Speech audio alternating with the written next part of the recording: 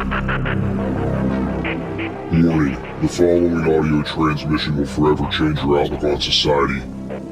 You will no longer believe the narrative.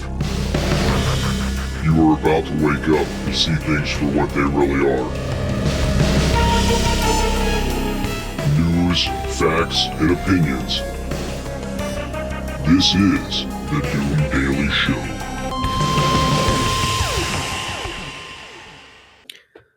Ladies and gentlemen, welcome to the Doom Daily Show. I am your host, Jester Dooms, the email doomdailyshow@gmail.com, everywhere on social media at Jester Dooms, the website www.jestersvoice.com.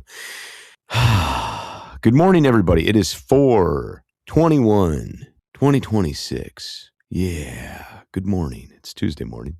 I hope everybody had a good Monday. Hope your yesterday was good. Mine was a little bizarre, to say the least. I guess bizarre. I woke up yesterday morning, of course, do what I do with regards to the show and everything else. But the reason why I say yesterday was bizarre is because my wife and I tried to have like a little day out of town, away from the area, while the kids were off in school and things like that. And the whole day just felt really, really off.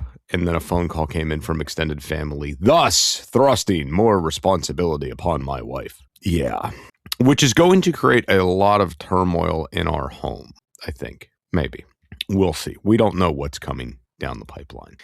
But needless to say, don't like to put my wife's business out there on the show too much, but the show does cover my daily life and the things that go on, right? It's, part of my happy little internet therapy, I guess you could say. My wife had a family member pass, and there is the whole, when somebody passes on, it's the responsibilities that they leave behind. And a phone call came in yesterday afternoon that kind of more or less asked my wife to assume responsibility for certain things. And no one really knows what this entails yet.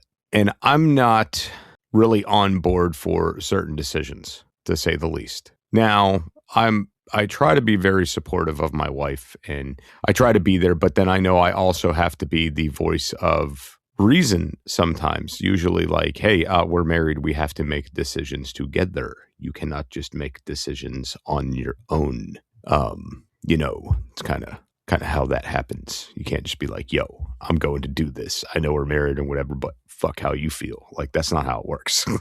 So that was yesterday. Also got a hold of my contractor yesterday, and he sent me a message. Let's see.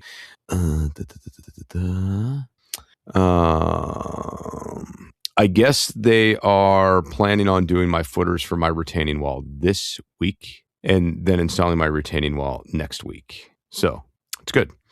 Because that's also something that has been like having my ass kind of chapped is, what's going on? We gave this guy all this money and it just keeps getting delayed. And let me pause. A lot of the delay was on our part, waiting to get the foundation to a point of completion to do the grading and backfilling and stuff like that in order to do the retaining wall. So we delayed his start date by months. And now we're like finally in the position like we're ready to rock and roll. And it's like, guys, where the fuck are you? We've been ready for like a month. Where are you? Like, we've been ready for them since basically St. Patrick's Day. That's essentially when it came to be that we were ready. So, the idea of waiting, just like, okay, a month has passed. We don't have a wall yet. The retaining wall is not done yet. I've got other things I got to do. Let's go here. Is really starting to kind of irk me in different ways, in different capacities. It's irking at me. And I'm just like, we need to fucking get going. Like, we need to get going now. But I'm not going to be a demanding prick asshole to the contractor because he's a super nice guy and he hasn't screwed me in any way.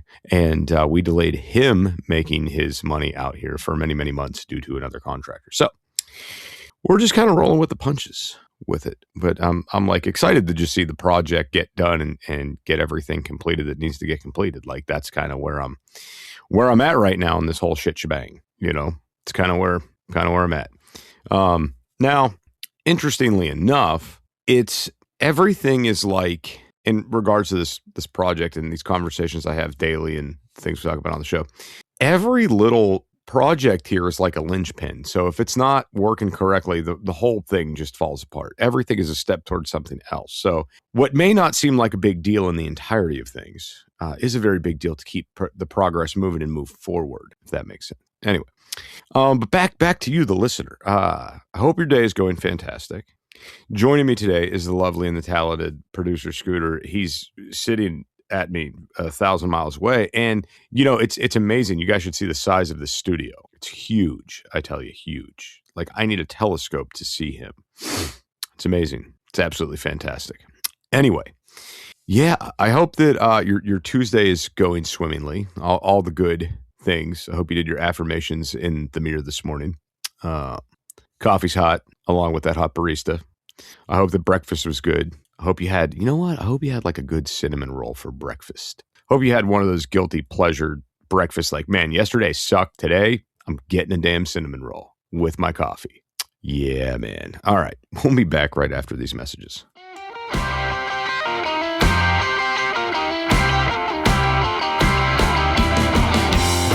Hey, Producer Scooter here. First off, thank you for downloading and participating in the wide world of Jester Doom. Please be sure to check out jestersvoice.com website. Everything you want to know is located on jestersvoice.com. If you're looking for salacious details, it's on jestersvoice.com. Don't forget to share the show with your friends and even with all your enemies. And now, back to the musings of Jester Doom.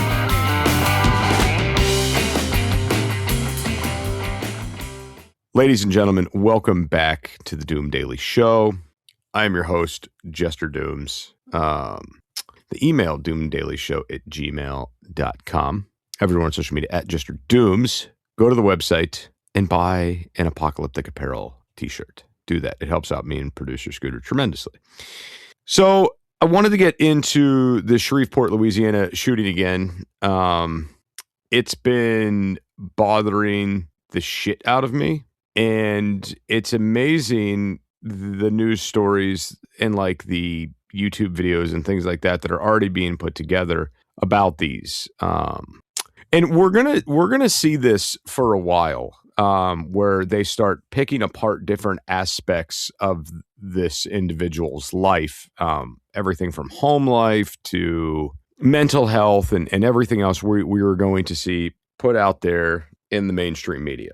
And everybody's going to try to look for an excuse of why this man did what he did. And I'm going to go back and I'm going to say this probably numerous times as we talk about this in the upcoming weeks. There is no excuse. There's nothing. Now, I heard something that really pissed me off, okay? So this man was a member of the armed forces. This man did serve in the U.S. Army. Now, I did my... See, when I do research for these episodes, guys, it's really hard to keep my attention and focus on bullshit articles. So I gravitate toward things that hold my interest and hold my attention. And a lot of the times that comes with anger. Like, I'm mad at the article and I'm like, these motherfuckers. And I continuously read through it, right? That sucks me in. So I got into one of those articles like, these motherfuckers. There was one article that suggested, video article, news story, they do these articles now where there's like audio and video to go with it. And they talked about how, being that he was in the military, he was taught to compartmentalize because that's what they teach people to do in the military. Suggesting and alluding to, if this guy had issues, he was just bottling them all up inside. And then it just exploded, is what they were trying to allude to. Now, listen, I have plenty of friends that are veterans. I know people that have had active combat. I know guys with PTSD, all right? And none of them are out there massacring their families. And I just have this weird fucking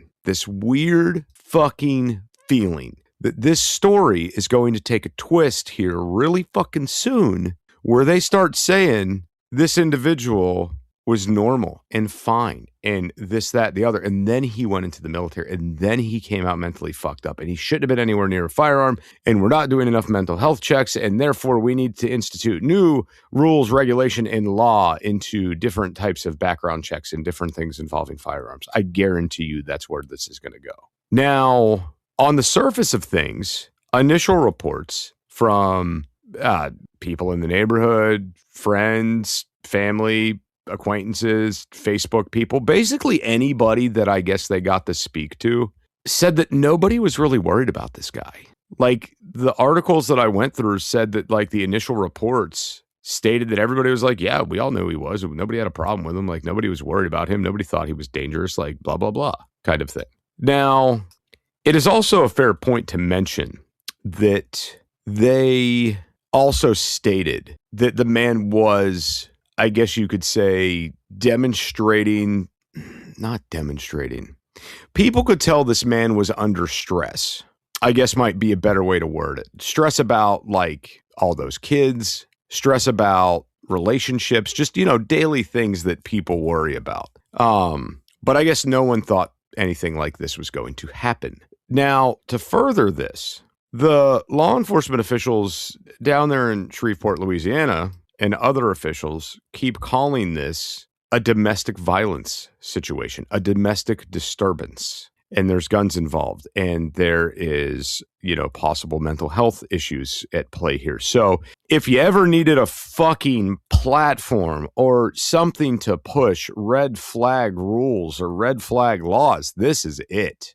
So look for that up in the next coming weeks, red flag laws, right? Now, I don't want to be that type of host that is like, oh, they're going to use these, these kids' death as they're going to use them as martyrs. I hate to be the guy that's going to point that out, but it's going to happen. I mean, the fact of the matter is, ladies and gentlemen, when people lose it and they fly off the handle and they have it in their head that they're going to commit murder, they're going to do so with whatever's available. Bare hands, a hammer, screwdriver, a car, a fucking spatula, if it suffices. Like, they are going to use whatever's available to them. All right. And I've always been a gun advocate, and I've always been somebody that's very pro 2A. All right.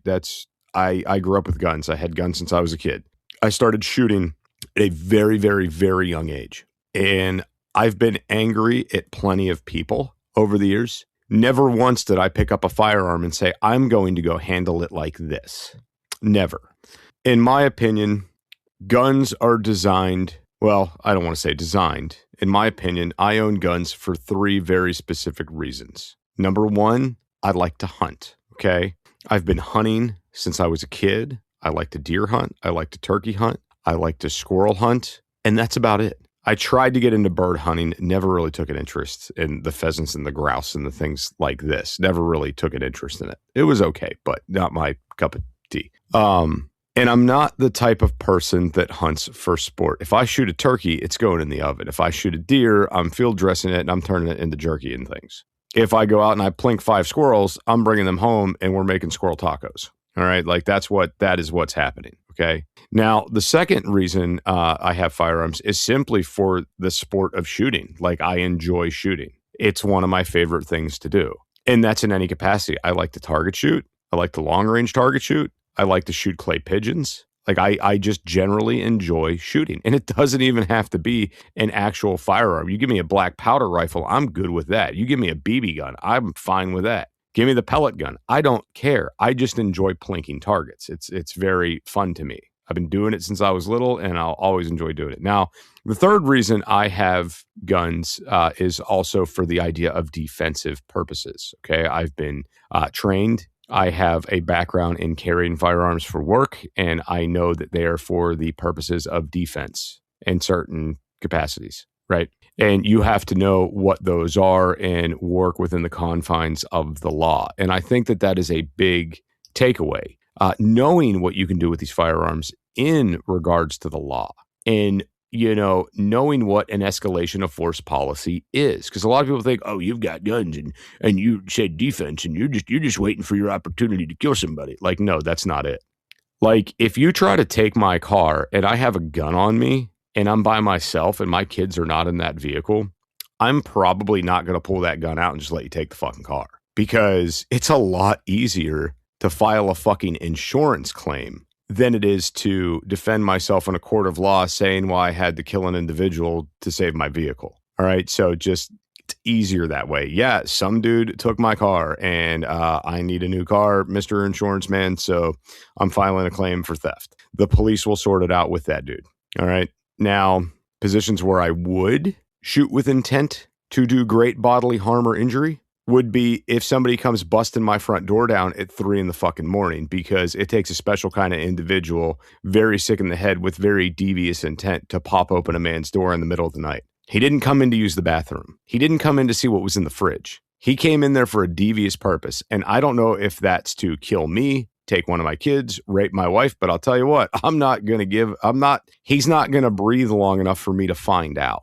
That's it, period. Now, I had to get that out of the way so you know my remaining stance. If this man truly was mentally disturbed, he should have not been in possession of firearms. Okay, now, it's a lot easier to say this person's crazy than to prove this person's crazy. Now, you're going to see a lot of reports in the media coming out, like I said, over the next few weeks here, and every fucking psychologist, every psychiatrist, anybody that's ever picked up a DSM-5 is going to be trying to analyze this man's behavior. So you're going to see this shit coming from all corners of the internet. All right. You just are. Now, when you talk to the seasoned people that investigate these crimes and, you know, the people's whose job it is to investigate why this happened and try to figure out motive and stuff like that, they're going to put a little bit more clear of a picture together of why this happened, because that's their job.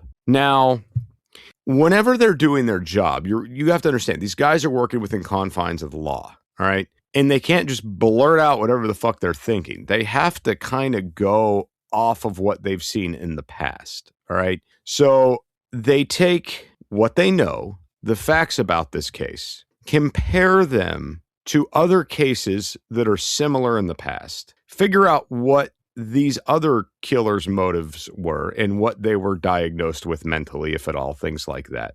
And they compare the two to see if there's any matching information. All right. Once that's done, they can categorize this thing and they could come out and they can give you an answer. But there's always statistics that play a factor in this. And then there's always this separate hot button thing, which was what set it off. Now, back in the day, we talked about what set it off as a warning. All right. Like as a warning, like, and you guys probably have heard a couple things I'm about to say. Don't mess with that guy's daughter. That man is crazy. He will fucking kill you. How many of us heard that growing up or just in general? As a young man, you're out in the dating world and you meet this girl, you're like, oh man, that girl's like really hot. I want to go talk to her. Someone says, don't do it, dude. Her dad's fucking nuts. Stay away from her. And you took that warning. You were like, okay, cool. All right. Yeah. And then how many times have you heard, like, you don't fuck with a married man's wife? That's a good way to get yourself killed. So back in the day, we used to use these terms of don't fuck around. You're going to find out. And since then, lately in society, we've kind of bred ourselves away from consequence, right? And people think that they are protected under these laws and under these regulations. And the fact of the matter is the laws and the regulations are real in the capacity of the court of law, in the capacity of the police are in front of you. But before 911 is called, before someone's sitting in that courtroom, guess what? These laws don't apply. And they don't apply to people who are not thinking rationally. They don't care. This guy that did this had no regard for life. He had no regard for law. He had no regard for anything. I'm willing to bet as they go through this, as they go through all these things and they start telling us all this information in the media and whatnot, that we start hearing a lot about what could have set him off without them actually saying what set him off. We're probably a little ways away from more people coming out to speak, mainly his exes that he had these kids to. And one of which was injured. I don't know current condition. Last I heard was it wasn't too hot, but she was hopefully going to be okay. Hopefully she's okay. But moving forward, you're going to see a lot of smoke in the mirrors in the media, regardless of the situation, because this is now being dubbed the worst mass shooting we've had since 2024, since January of 2024. I seen it dubbed that yesterday. So they are going to use this for a position of power. And it's disgusting that that's a thing, but that's the way it's going to be. Everybody's going to remember, and this is what they're going to remember. They're going to remember the killer. They're not going to remember any of these kids' names once they're released. They're not going to remember any of them, but they'll remember the killer. And this will spawn new red flag laws. And you'll be sitting there one day at your home, just got off the phone with your baby's mama, fighting about some sort of bullshit that really didn't even matter. Like, who's taking our daughter to school on Monday? You said she could stay the night here, and no, I want her because of blah, blah, blah. And it's going to be this little bullshit argument, and someone's going to slip up and say something stupid like, man, I could really kick your ass. You know, you told me I was getting the whole weekend. And a few fuck yous back and forth are going to fly, and then someone's going to call 911 and say, hey, listen, this dude told me he could kick my ass, and he wants his daughter for the weekend, and I know he's not mentally stable, and I know we have these new red flag laws now. I want to use them. This dude is sitting in his house. He hangs up the phone. Next thing you know, he's got SWAT kicking down his door. And what the aftermath of that looks like after the fact, I don't know, because I'm going to tell you what. If I got to kick down someone's door and it's after dark and their house is not very well lit and they have a TV remote in their hand and they're a few yards away and I can't see exactly what that is, and I tell them put their hands up, drop the weapon, and they don't comply, they just stare at me, and I see that hand coming up with some object in it, I might do what I need to do to protect myself and ensure that I walk out that door, again, to see my kids and my family. Accidental shootings and accidental deaths do happen by law enforcement, okay? It does happen. Now, we know about people getting swatted and people losing their lives in the process. Like, we know that has happened in this country. And I just think that this is going to be the catalyst to a lot more regulation. And again, it's looking at the situation through kid glasses. I mean, it's a horrible situation. It's a horrible tragedy. Shreveport is upside down right now in sadness and in anger and in trying to understand. But every time a political figure comes out and says thoughts and prayers for the family, they showed face because they need to show face because they're about to start making moves in the background. Now, some people genuinely have, they're genuine, and they do want to prevent something like this from happening again. But the problem is, and this is what everybody's got to take into account, you could make whatever you want illegal. You can make as many rules and regulations as you want. Crimes will still happen. Say it with me. Crimes will still happen. The difference is we lose more and more freedoms every day when new laws and regulations get instituted in this country. That's what happens. All right. It's illegal to smoke meth. How many meth heads do we have running around this country?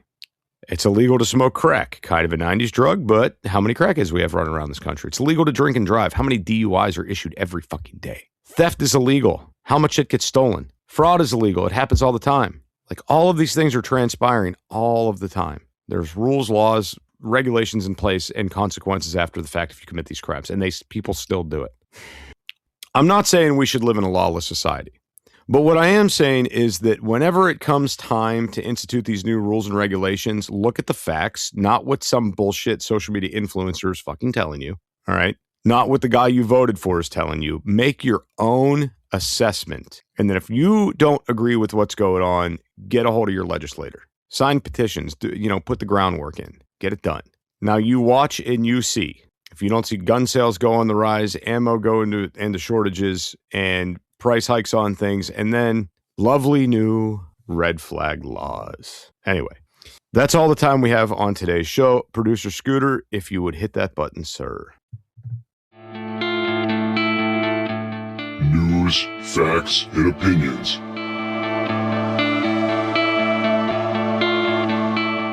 This is the Doom Daily Show.